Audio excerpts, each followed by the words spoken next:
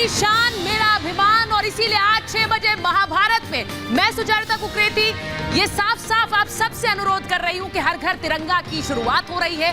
गर्व से कहिए हम हिंदुस्तानी हैं और गर्व से तिरंगे को हाथ में लेकर कहिए हम हिंदुस्तानी हैं। आज महाभारत में बात इसी अमृत महोत्सव की और बात इसी हर घर तिरंगे अभियान की और उस अभियान को लेकर हो रही सियासत की। आखिर अमृत महोत्सव में विष कौन घोल रहा है, वो सियासी विष कौन घोल रहा है, आज महाभारत में इस पर बात होगी। क्योंकि कल से हर घर तिरंगा अभियान की शुरुआत होगी।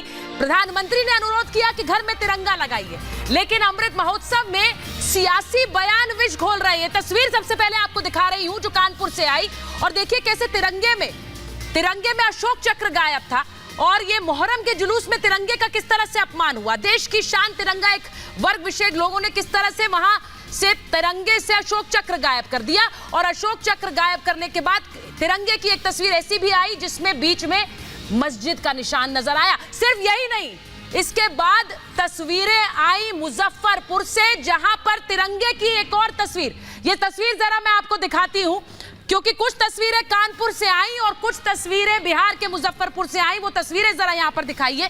तिरंगे पर किस तरह से चांद और तारा लगा दिया गया। मुजफ्फरपुर की तस्वीरें जरा दिखाइए। ये देखिए तिरंगे पर किस तरह से अशोक चक्र गायब है और चांद और तारा लगा दिया गया। अब सवाल यह है कि हर घर तिरंगा अभियान में क्या सियासी बयान है जो इस तरह का विष घोल रहे हैं, जहां पर अशोक चक्र गायब कर तिरंगे में चांद और तारा लगा दिया, कहीं मस्जिद लगा दिया गया। मैं आपको सबसे पहले वो बयान दिखाना चाहती हूं जो हर घर तिरंगा को लेकर सियासत के लिए जिम्मेदार है। वो बयान एक बार देख लेते हैं, उसके बाद महाभारत करूंगी, क्योंकि कल हर घर तिरंगा अभियान की शुरुआत होनी है। सियासत की जगह नहीं, यहां देश प्रेम की जगह चाहती हूं और इसीलिए वो बयान पहले एक बार देख लेते हैं जो हर घर तिरंगा को लेकर आ रहे हैं।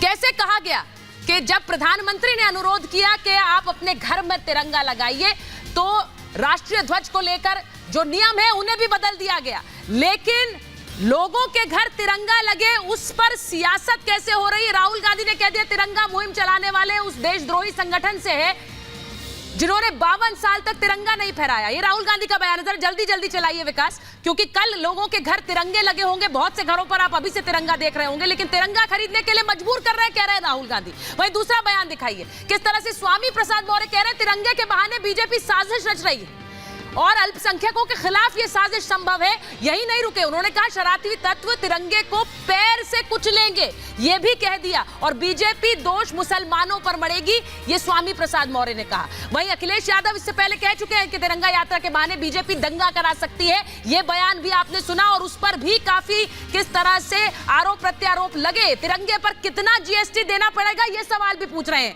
क्या आजादी के 75 वर्ष की जब जश्न मनाया जा रहा है तो इन बयानों की जरूरत है? तिरंगा लहराने से देशभक्ति साबित होगी क्या, ये शफीकुर रहमान बर्क ने कहा था। और इसी के साथ साथ तिरंगा लेकर घूमने से पेट नहीं भरेगा, ये कह रहे थे शफीकुर रहमान बर्क। लेकिन महबूबा मुफ्ती का बयान आया जिन्होंने कल कहा कि बीजेपी ने तिरंगे को हाईजैक कर लिया है, तिरंगा खरीदने के लिए मजबूर किया जा रहा है। और इससे पहले उनका वो बयान याद होगा आपका जिसमें उन्होंने कहा था 370 हटेगा तो कश्मीर में तिरंगा उठाने वाला कोई नहीं होगा। आज डल झील पर तिरंगे लहरा रहे हैं। और इसी के साथ साथ फारूक अब्दुल्ला का वो बयान कि ये तिरंगा अपने घर में रखो। आज हर घर तिरंगा अभियान की शुरुआत जब कल घर में होने वाली है, हर किसी के घर में तिरंगा लगेगा, लेकिन सियासत जारी रहेगी।